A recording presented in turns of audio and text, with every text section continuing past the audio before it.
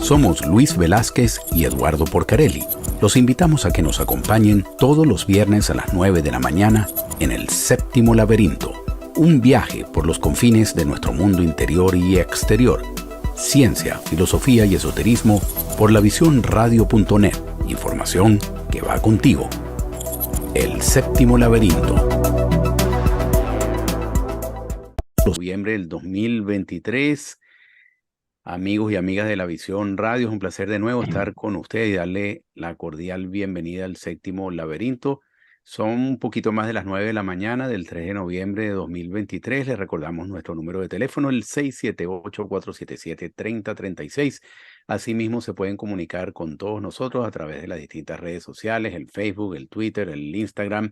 Nos pueden ver en vivo en el canal de YouTube de La Visión TV y en diferido en el canal de El Séptimo Laberinto y también de La Visión TV. En la mañana de hoy tenemos como invitado al querido doctor Víctor Velázquez. Doctor Víctor Velázquez es médico cirujano, especialista en medicina integrativa, posgraduado en microbiota, con quien conversaremos sobre este tema de la microbiota. El doctor Velázquez tiene la ventaja que, además de haber estudiado, por supuesto, científicamente la medicina como médico cirujano, integra también otras áreas del conocimiento humano a la aplicación práctica de la medicina. Entonces vamos a hablar de un tema tan importante como la microbiota.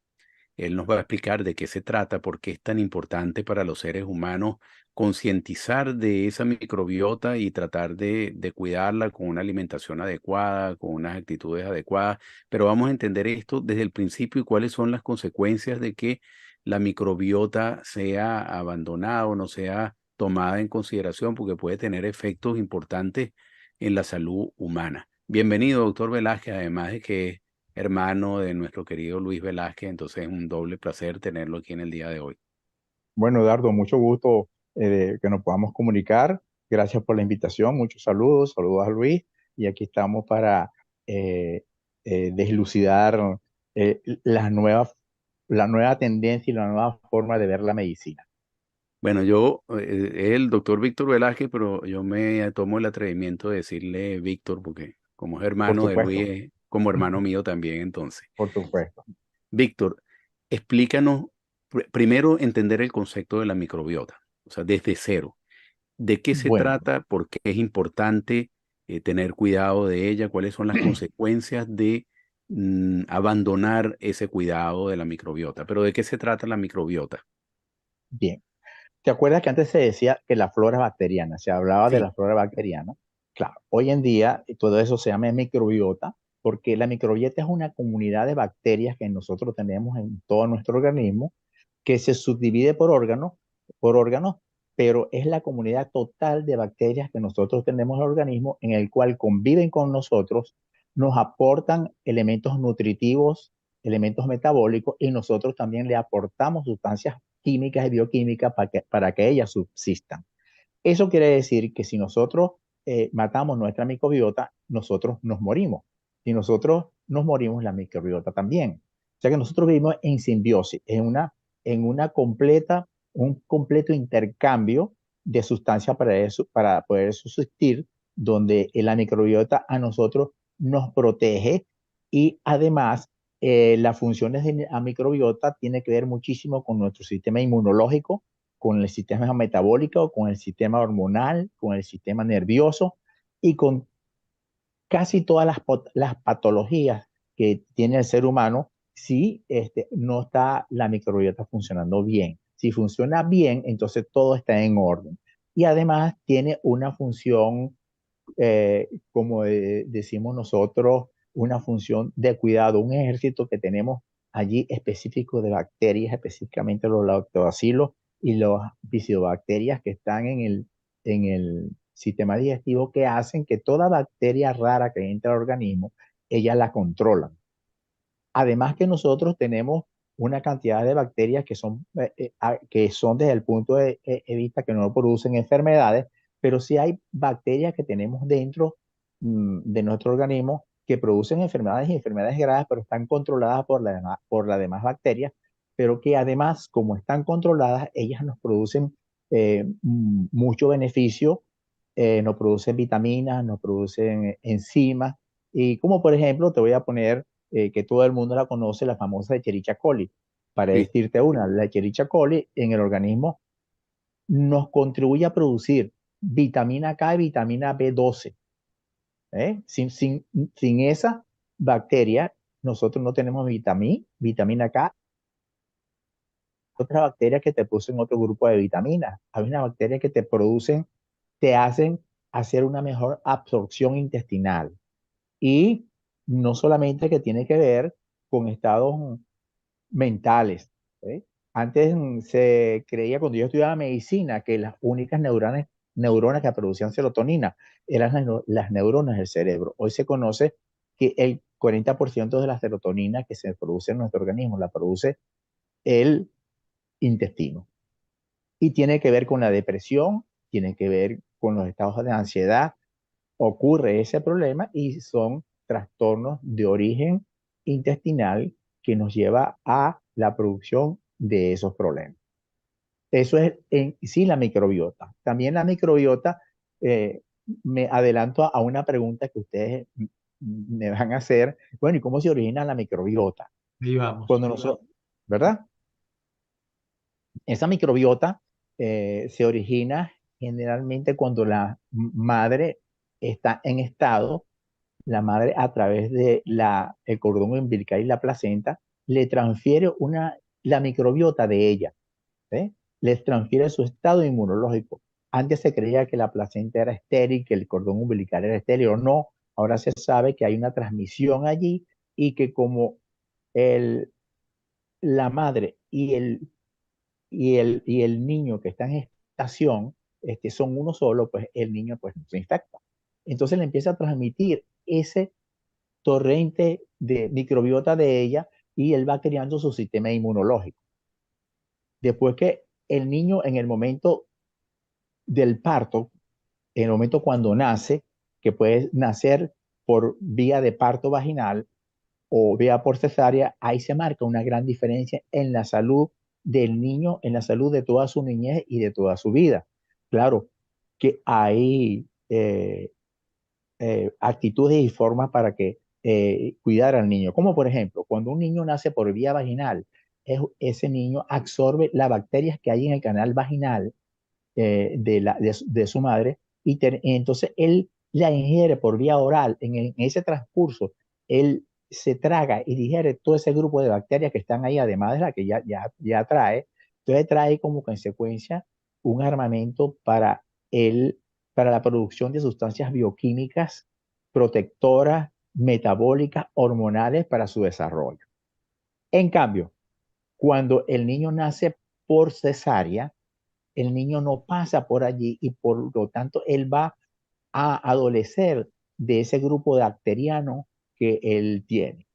Entonces, ¿cuál es la diferencia entre un niño que nace y que no se toman los cuidados por vía vaginal y por vía cesárea?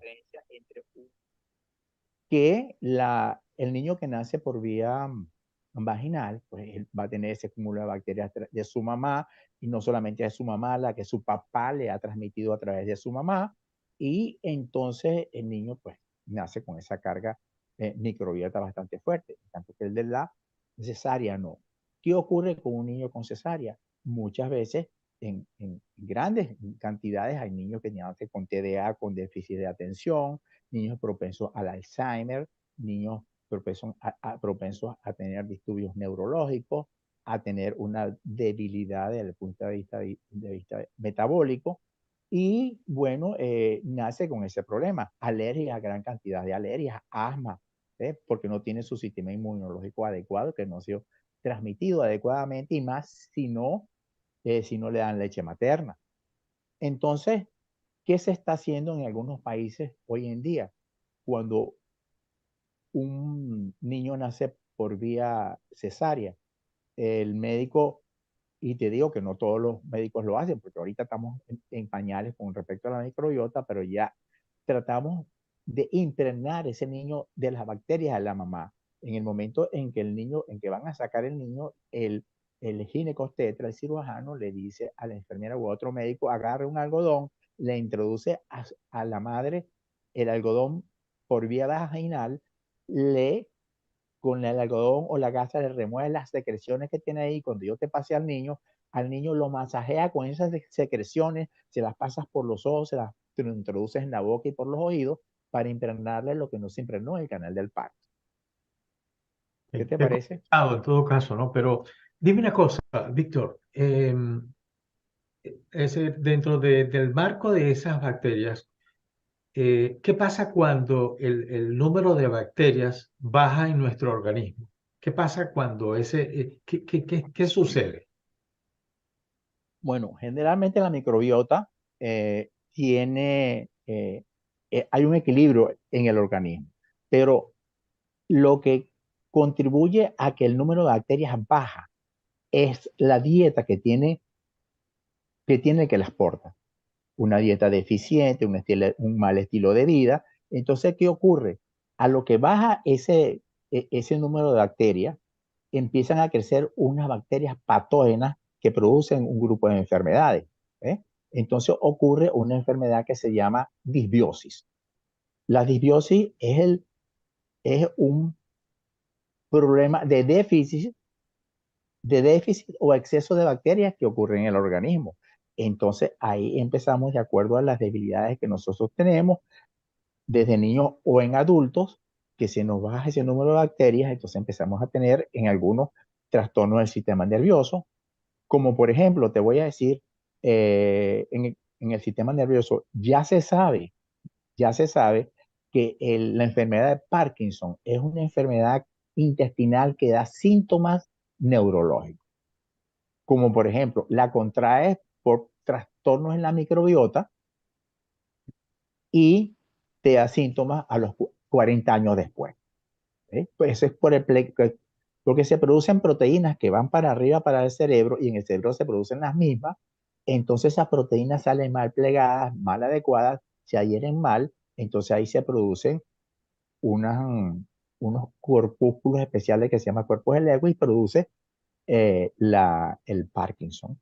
Además, trastornos metabólicos, deficiencias vitamínicas en en algunas personas.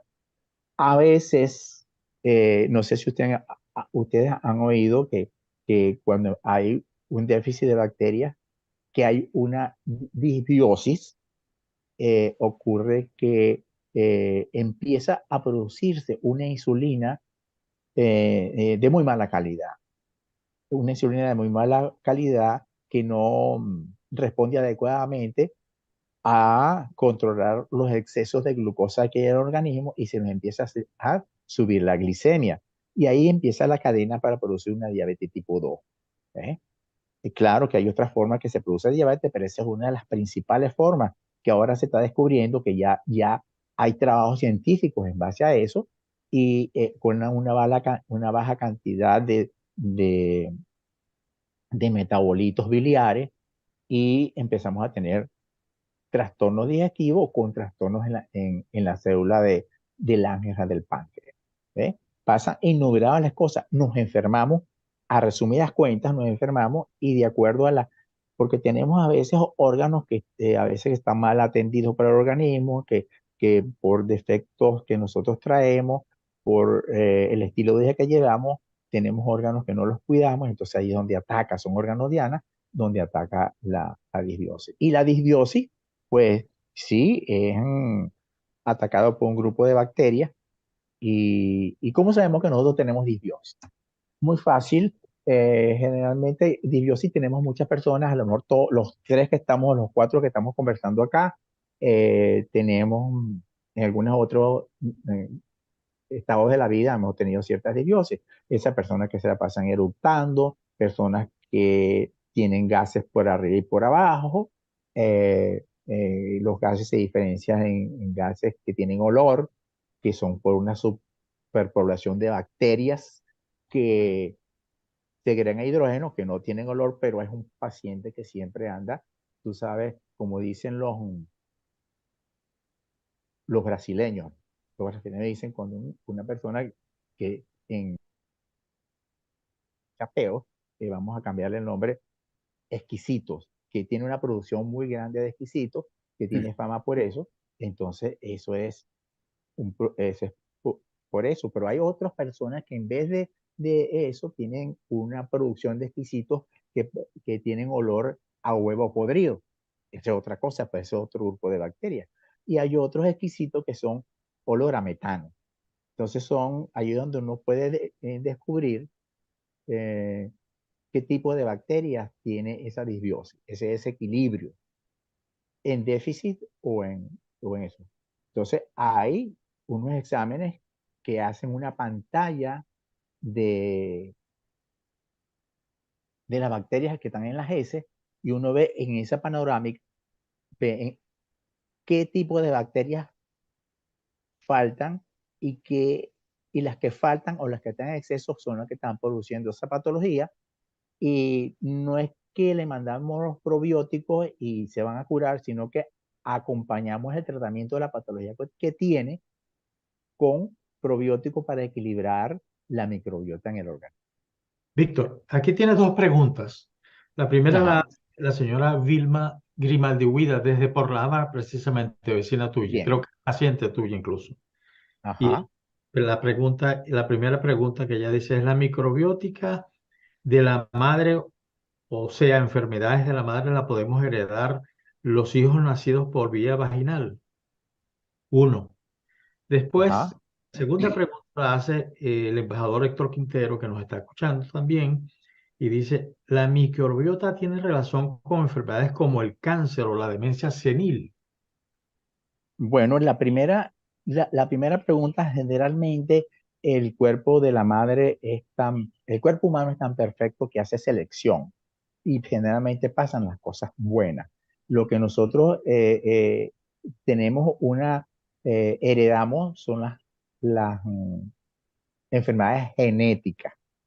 A veces sí salimos con una contaminación X, pues cuando generalmente una madre que no ha tenido un cuidado ginecológico, que no ha sido guiada en su embarazo por un obstetra, a veces tiene infecciones vaginales, ¿sí? Puede tener hongos, pueden tener parásitos y bacterias. Entonces el niño sale impregnado más que todo en la piel por ese problema. En cuanto a la segunda pregunta, ¿me la vuelves a repetir? Sí, Héctor pregunta, ¿es que Cáncer, ¿no? sí, la microbiota tiene relación con enfermedades como el cáncer o la demencia senil? Claro, la microbiota tiene mucho que ver con, con el cáncer y la demencia senil, porque es la que prepara. Si tenemos una microbiota en déficit, la microbiota empieza a disminuir en cuanto el sistema inmunológico empieza a funcionar mal. El sistema inmunológico es el que tiene que ver con nuestro sistema de defensa. Además, tiene un sistema inmunológico bajo, que es como decir el terreno para propiciar un problema.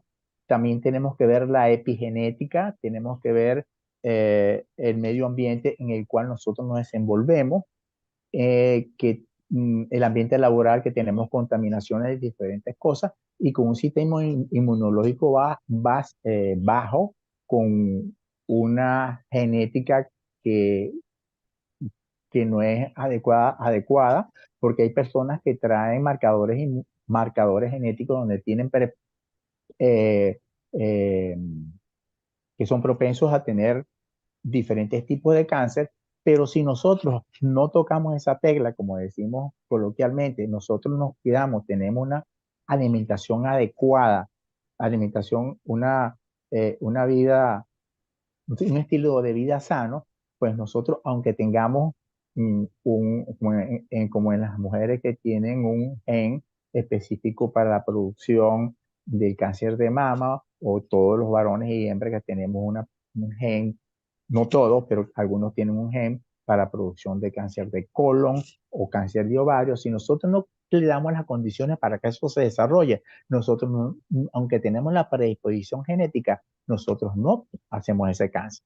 Pero si nosotros hacemos que la microbiota no la cuidamos, como dice una doctora, si nosotros no cuidamos esos bichos que tenemos adentro, nosotros nos enfermamos, nos dan cáncer, nos dan enfermedades del sistema nervioso, que acabamos de decir la neuroinflamación, que eso acaba en Parkinson, acaba con Alzheimer, acaba con problemas cognitivos, eh, tenemos problemas de esclerosis múltiple y demencia senil.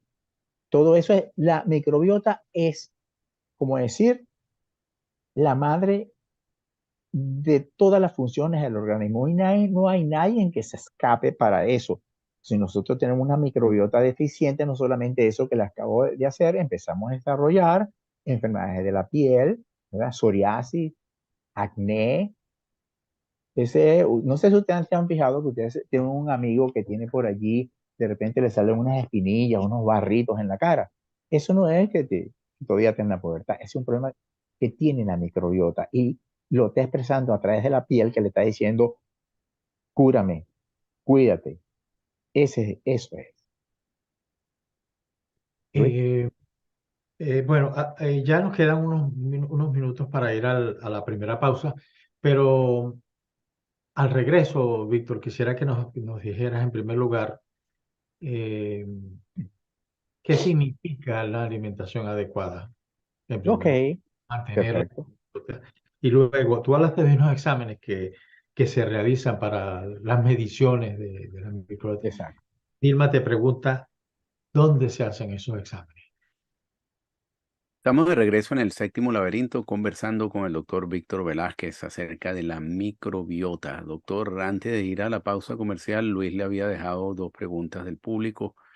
Una que tiene que ver con qué se considera alimentación correcta y dónde se pueden hacer los exámenes que usted indicó al principio de esta conversación. Yo también tengo dos preguntas para usted al momento de que nos responda a esta. Esa es una pregunta muy buena. Antes de responder a esa pregunta, le voy a decir que la microbiota intestinal tiene mucha importancia en la obesidad. Si nosotros le hacemos un perfil de bacterias del intestino a un obeso, es completamente diferente a una persona delgada. Cambian, cambian en su totalidad el perfil de bacterias que tienen. Hay bacterias que son ávidas por carbohidratos, por glucosa. Entonces, como son ávidas, Esas son las ellas, mías, por cierto. ok, yo no creo que tú no eres obeso. Entonces, son ávidas por carbohidratos. Entonces, como son ávidas por carbohidratos, hacen que el paciente consuma muchos dulces y carbohidratos. Y tienes un paciente que mantiene esas bacterias, eh, eh, que son un tipo de bacterias que llaman arqueas, que son las bacterias más primitivas que hemos tenido los seres humanos, y ellas consumen ese tipo de sustancias, puro carbohidratos, azúcares, y que hacen que ellas vivan. Y además que aumenta la gran cantidad de carbohidratos, de azúcares en el organismo que se convierte en grasa y el paciente se pone obeso. Claro que hay otras causas también, pero la microbiota intestinal de un obeso es diferente a una persona delgada. Entonces, em, respondiendo la pregunta, ¿qué hacemos nosotros para eh, llevar una alimentación adecuada y cuidarnos la microbiota? Bueno, miren, los vegetarianos y los veganos tienen, tienen mucha razón en eso, pero no toda completa, porque ellos entran en un déficit de proteínas, porque dicen que las proteínas de las caraotas y de los granos y esas cosas, eso es mentira. Y que nosotros comemos proteína de gluten. El gluten es una de las cosas que es lo más grave para la microbiota. Pero bueno, ¿qué podemos hacer nosotros? Yo tengo aquí unas notas muy importantes. Imagínense ustedes que una, este, un- eh, una relación entre las dietas y la bacteria. Decimos que las dietas ricas en grasas, para que ustedes vayan sacando la cuenta, aumentan unos bacterias que se llaman firmicutes, otros que se llaman protela, otros que se llaman bacteroidetes y Arquetmansia. ¿Qué hacen eso? Bueno, producen inflamación. A una dieta rica en carne aumenta los enterobacter, los ruminococos, la rhizoburia y la Faecalibacterium. Y ustedes saben que las grasas no producen generalmente trombosis y arteriosclerosis. Y una dieta rica en fibras, que es lo adecuado. Esto no quiere decir que no comamos carne, que es interesante porque contienen proteínas, y de esto yo tengo una experiencia personal muy vivida porque yo he sido eh, vegetariano por más de 12 años. He probado diferentes tipos de dieta porque yo las vivo para tener unas bases para hablar de ellas.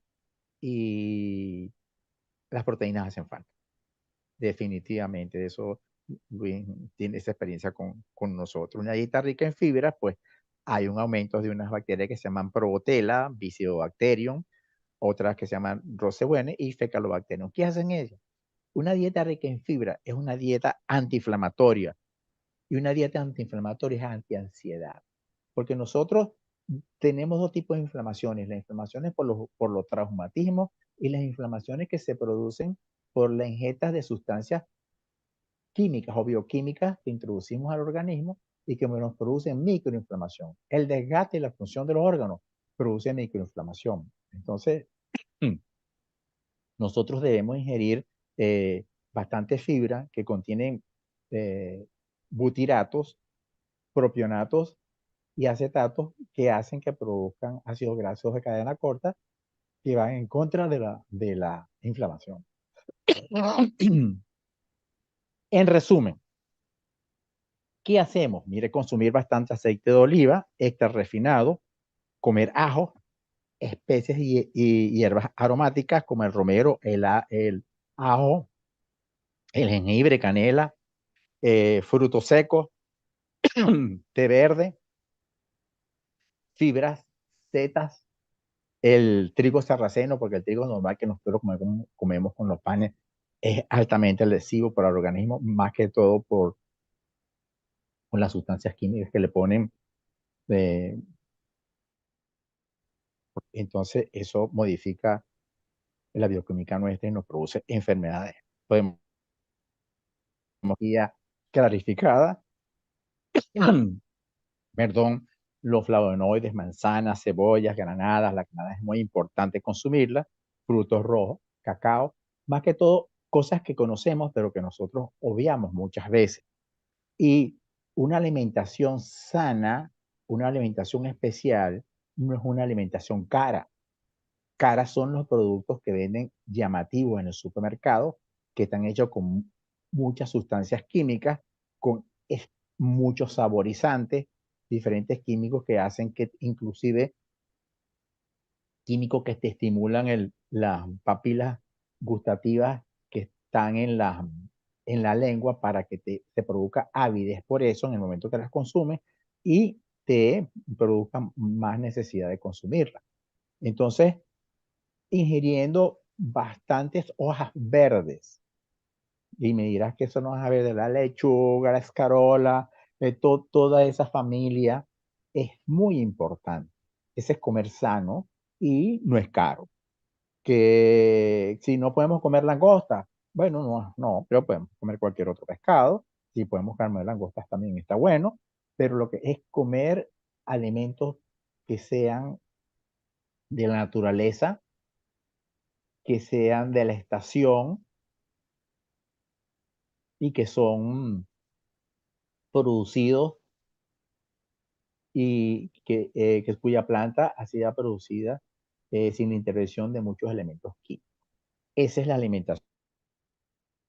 Y repito, bastantes setas, eh, el aceite de oliva que tenemos que ver, porque son un aceite de oliva extra refinado con un pH adecuado y un pH ácido. Entonces podemos nosotros tener ese tipo de alimentación. Y fibra, bastante fibra, que es muy importante. La otra pregunta, Eduardo, Sobre que el me examen. dijiste, los exámenes. Bueno, generalmente los exámenes para la microbiota generalmente yo no he visto el primero que me haya llegado, ni siquiera los médicos, porque ahorita los médicos es que están empezando a, a mirar la microbiota así como será verdad, pero ya hay muchos trabajos científicos producidos por universidades importantes en el mundo donde les da eso, pero todavía no ha llegado con bastante fuerza a, a, a gran cantidad de médicos. Los exámenes. Hay exámenes que vienen, hay pacientes que le mandamos a hacer una pantalla de la microbiota intestinal. Eso se hace allá en los Estados Unidos, lo hacen en los laboratorios en los cual, por supuesto que el médico es el que está, que sabe leerlo, pues aprender a leerlo, lo podemos aprender a leer todo, pero entonces le mandan todo, hay aumento de Firmicutes, hay aumento de Prevotella, hay disminución de bifidobacterias. Entonces ya el médico trae una impresión diagnóstica que la va a corroborar con la pantalla que le mandan a eso. Entonces ahí eh, el médico ve qué tiene de más, qué tiene de menos y le manda lo que llaman los probióticos para equilibrar al paciente. Y no solamente eso, sino eh, le manda los otros medicamentos para los síntomas que tiene el, para que ayudar a que mejore con otros medicamentos. Pero importante es el tratamiento de la microbiota, que ya la medicina, a pesar de los laboratorios, a pesar de toda la gente que está alrededor de la medicina y que gana mucho dinero, la medicina tiende a ser personalizada, porque la microbiota de cada quien es muy personal y no solamente ahora que vienen los tratamientos genéticos, que son muy específicos para cada persona. Otro examen que se hace es cuando los pacientes tienen ya una disbiosis, el estudio de los gases. Por supuesto que son los gases emitidos a través de la boca, que introducen una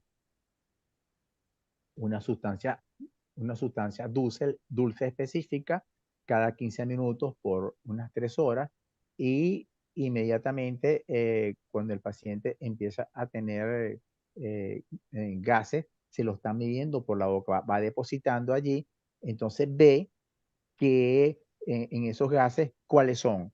Hay unos gases que no aparece nada, pero que hay gases, como le dije inicialmente, son un aumento de bacterias que tiene el paciente, y si la diagnosticamos ya sabemos, pues.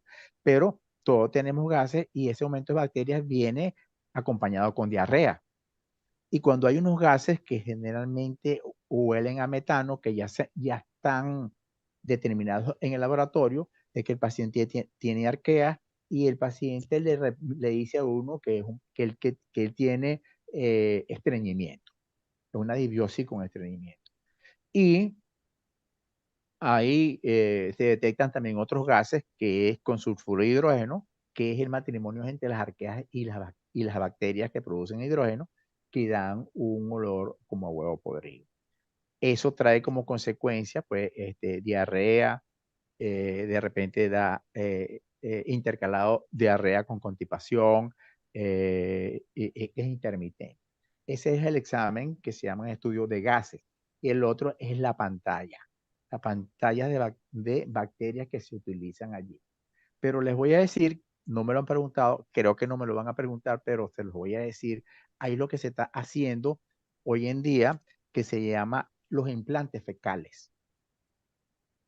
Los implantes fecales, ya llevamos más o menos aproximadamente unos 10 años trabajando con ratones, haciendo los implantes fecales. Como por ejemplo, muy fácil, cuando hablé de obesidad, se ha trabajado y se ha detectado eso porque se crean ratones obesos, y se le hacen los exámenes y a los ratones obesos se le determina el tipo de bacteria, y a ratones delgados, inclusive se puede hacer con los humanos.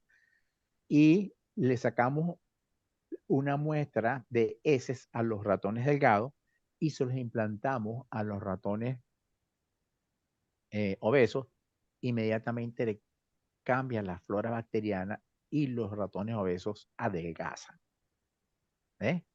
También en los seres humanos se hacen en algunos países, en algunas clínicas con aprobación del paciente. Eso no es así, sino que toman una muestra de pacientes que tienen una flora bacteriana, un donante con una flora bacteriana específica muy buena, que sea libre de cualquier enfermedad o proliferación, exceso o en déficit de bacterias. Esas se liofilizan, se ponen como un polvo, así como la penicilina, así como los probióticos que vienen. Los probióticos que vienen son bacterias vivas. Entonces al paciente se le inocula por vía rectal o se mezcla con suero fisiológico y se le pasa por una sonda nasogástrica a través de la nariz y llega al estómago. Entonces eso hace que la vida del paciente cambie. Claro, por supuesto, que uno le dice a un paciente, vamos a hacer un implante de ese, sale corriendo, pero eso se va a implantar cada día. Es más, se está haciendo allá mismo en los Estados Unidos, se está haciendo en Europa y no no en todas partes, pero se hace. Y eso es una de las terapias importantísimas, inclusive para tratar enfermedades muy graves eh, que, eh, que diezman la humanidad. Víctor, Eduardo. si tengo una pregunta, el, eh, hablamos siempre en la microbiota de la alimentación, Ajá. pero existen otros factores externos que puedan tener una influencia en la microbiota, como por ejemplo el estrés, o inclusive un oyente, amigo José Francisco Sáenz, me pregunta si una alteración en los ciclos circadianos también puede tener una afectación de la microbiota. Es decir, no solo se trata de un tema de alimentación, sino también del manejo de otros factores. Sí, hay un factor que se llama exposoma. Que se maneja a nivel científico, el exposoma. Cuál es nuestro exposoma? ¿Cuál es tu exposoma? El exposoma es a lo que tú estás expuesto en tu estilo de vida en tu casa, el estilo de vida en tu trabajo, el estilo de vida en el ocio, en el cual nos exponemos a a muchos elementos que, que son contaminantes, que gracias a la bacteria nosotros no nos morimos temprano, sino que las bacterias nos cuidan muchísimo, nos organizan el sistema inmunitario, pero sí estamos expuestos a diferentes tipos de, de condiciones ambientales. Repito, se llama el esposoma, en el cual que tiene mucha predominancia en la adquisición de enfermedades y que también depende pues de nuestro sistema inmunológico y cómo está nuestra microbiota. El estrés hace que la microbiota generalmente entre en déficit. ¿Por qué? Porque el estrés produce cortisol, el cortisol mata muchas bacterias, aunque nosotros no lo sentimos. Es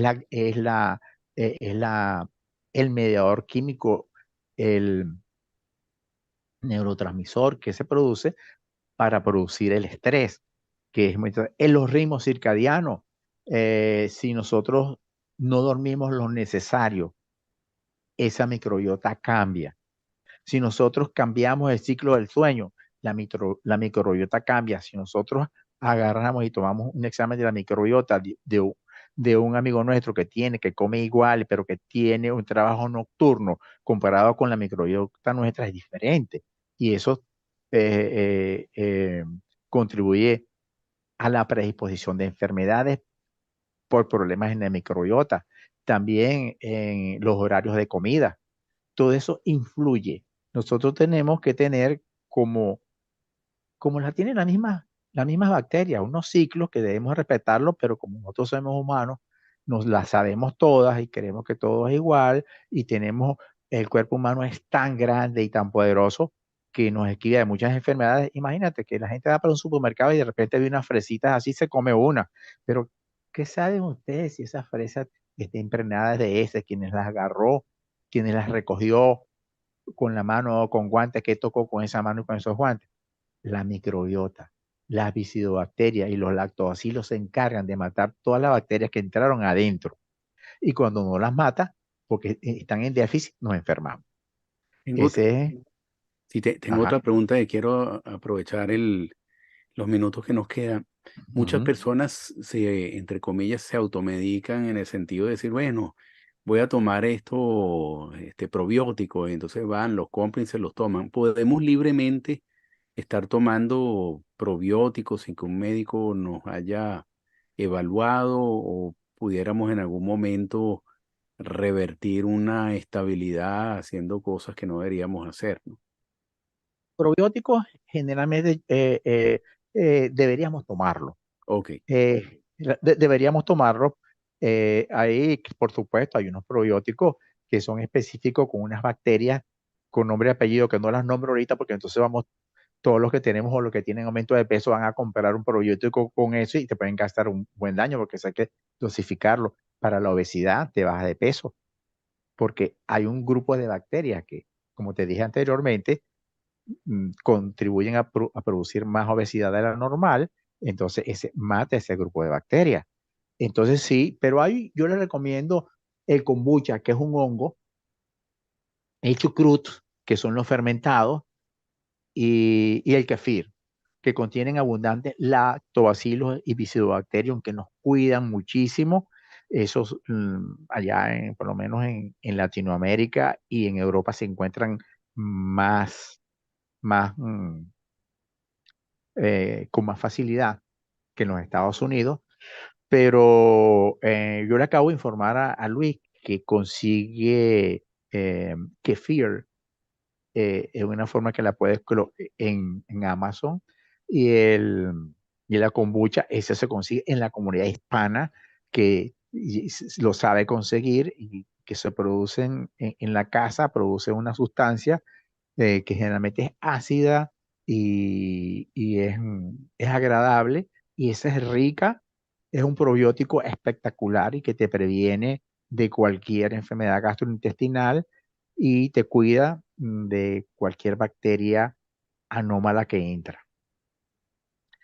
Ahí, por supuesto, hay eh, probióticos muy específicos, como por ejemplo la melena de león. La melena de león es un hongo que generalmente se le manda a los pacientes que tienen Parkinson, que tienen Alzheimer, que tienen enfermedades que causan neuroinflamación. Entonces, esa melena de león pues, hace que los pacientes equilibren el sistema inmunológico, equilibre su microbiota y no solamente eso, que la melena de león le da una ventana de oportunidad en cuanto a la capacidad cognitiva de las personas. Nosotros los que no tenemos esas enfermedades lo podemos tomar y mejora nuestra capacidad cognitiva y previene, pues, que con la edad nosotros empezamos a tener, no lagunas mentales son para las personas que tienen enfermas del sistema nervioso, pero a veces en el proceso de recordar ciertas cosas, pues nos favorece muchísimo en tener una capacidad cognitiva adecuada, te aumenta la concentración. Te repito, melena de león y dile a Luis dónde se consigue, que yo se la mandé, yo la tomo, mi familia la toma y mis amigos que se los recomiendo y mis pacientes que tienen más de 45 años, 50 años, tomen melena de león para que preserve y, eso, por supuesto. sí, Dime. y ¿qué sucede con los intolerantes a la lactosa? Ah, bueno, mira, los intolerantes a la lactosa por allí es bastante interesante, por ahí decimos, no, yo soy intolerante a la lactosa. Mira, somos intolerantes a la lactosa porque nosotros tenemos pocos lactobacilos en nuestra flora bacteriana y firmicutes. Eso se soluciona tomando primero kefir, tomando kombucha, comiendo fermentado, ese fermentado que utilizan los europeos con, con coles, con repollo y esas cosas. Ese es importantísimo para eso. Entonces, aumenta las firmicutes, los lactobacilos y se le quita la intolerancia a la lactosa, que antes nos manejábamos, bueno, mire, no, usted no puede tomar leche, bueno, o no puede comer queso. Pero también te voy a decir que nosotros hasta los 8 años, nosotros segregamos, nosotros podemos comer lácteos. Hay que comer un lácteo con ciertas, aunque uno aparentemente a los que no son intolerantes no sentimos nada, pero sí no produce problemas. Porque entonces a partir de los 8 años empezamos a producir una enzima que se llama lactasa durante hasta los 8 años. Después de los 8 años nosotros no producimos lactasa, entonces se degrada por otro mecanismo muy largo que nos puede desencadenar alergias. Entonces hay que tener cuidado con los lácteos. Y una de las cosas para tener cuidado con los lácteos, manejar, repito, que es muy interesante, yo lo tomo, mis pacientes los toman, yo tengo prácticamente como un criadero aquí de kefir y de kombucha, y nosotros se lo llevamos y se lo regalamos a los pacientes que tienen esos problemas. Tómese eso de esta forma y ahora usted va a criar de esta forma así, le echa glucosa y lo pone a fermentar y usted lo cuela y tiene su producción en su casa.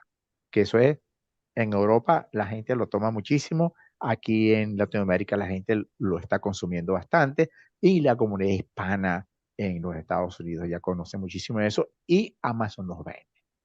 O sea que estamos allí bastante de eso. Hay eh, probióticos muy específicos para diferentes tipos de enfermedades que ya se manejan desde el punto de vista médico, que uno no quiere que llegue al alcance de la comunidad en general porque pueden dar mal uso de eso y se pueden dañar, pero realmente los probióticos que se venden en las farmacias son buenos, excepto, tú sabes, esos probióticos que nos mandan a nosotros cuando nos da diarrea y vómitos. Bueno, son unos probióticos específicos para eso, pero no son para los demás. El día a día, sí. Pero ustedes cuando vayan a agarrar un probiótico, tienen que ver que contiene diferentes cepas de lactobacilo y diferentes cepas de Firmicutes. Y que si tienen otros agregados no hay problema, pero que tengan eso y que tengan más de 50 millones.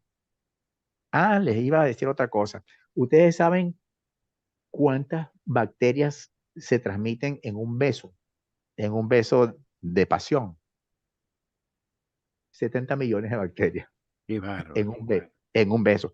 Claro, es y es un intercambio, ¿ves? Y ahí está el sistema inmunológico, ahí funciona todo específicamente. Y por ahí le tenía yo unas anotaciones muy interesantes que hay una enfermedad que se llama periodontitis. Sí, Esa periodontitis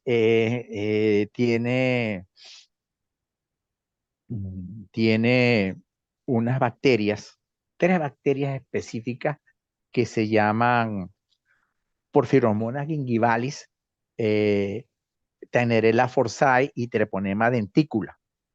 Esas generalmente uno puede tener una periodontitis y uno no sabe.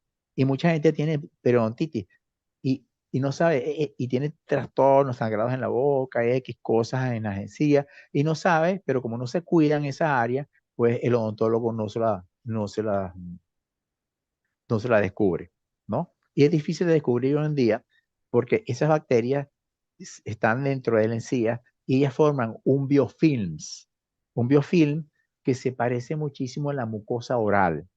Y no solamente que se parece, sino que las protege muchas veces de antibióticos. Entonces, hay una forma de que eso, este, eh, prevenir que esas bacterias están allí, haciendo buches de té verde. Cuando estás tomando un té verde, te lo pasas 3 veces por la boca, o también gárgaras, no gárgaras, sino buches de agua oxigenada para esas bacterias que están allá adentro, que son bacterias que no necesitan oxígeno para vivir. Hacer una cucharada de aceite de coco que te la pasas por la boca y te la paseas por todas tus encías, después te lo tragas, que el aceite de coco es muy bueno, y tomar, comer muchísimos polifenoles, específicamente masticar granada, que nosotros generalmente, de manera que nos modernizamos y adelantamos en muchas cosas, nosotros a la granada la tenemos apartada y la granada es muy importante para mantener la salud bucal y la salud intestinal. O sea, ojo con esas bacterias, porque esas bacterias, las porfiromonas gingivalis, la Tenerella forsyth y el Treponema denticula, ellas generan una sustancia que por la vía buco-cerebro contribuyen también a la producción de Alzheimer. Fíjate para dónde vamos los descubrimientos que se han hecho a partir de estos 10 años que han pasado. Son 10 años que han pasado, pues, y nada que ver con la medicina de los años 80. Es una medicina que pasa de moda y que muchos médicos se han quedado allí, pero ya la medicina ha cambiado y como te dije anteriormente, vamos hacia la medicina personalizada. Es lo Luis, ideal. sí, claro. Me siento Sí, ya, satisfecho por la posición grandiosa. sí, lamentablemente, bueno, el tiempo ya se nos acabó.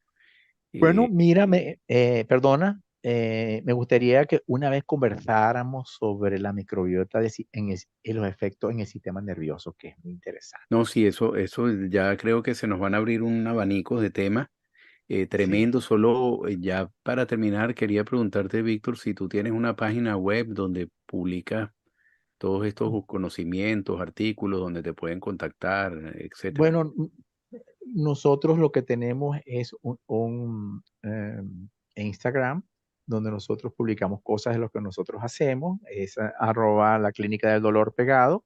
Ok. Y por ahí nos pueden hacer preguntas, todas las preguntas que quieran, les podemos organizar más o menos cómo tomarlo, cómo ingerir los probióticos, dónde conseguir algunas cosas. Amazon tiene de todo, pero tiene que ser dirigido. El que quiera de los que me está oyendo en estos momentos que ve un probiótico, escríbame por el Instagram. Me puedo tomar esto, yo le puedo dar el consejo por allí con mucho gusto.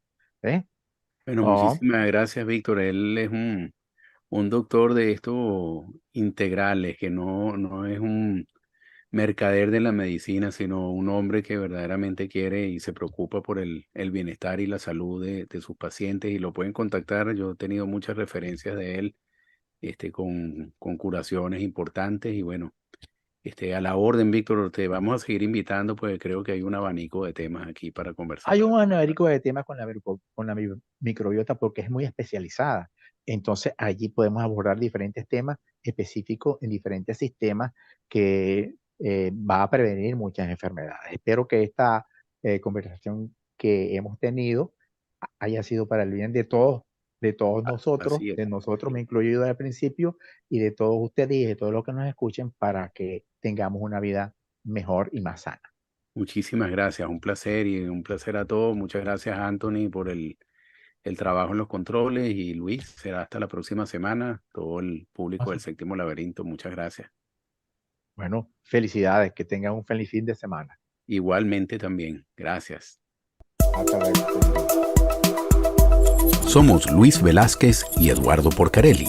Los invitamos a que nos acompañen todos los viernes a las 9 de la mañana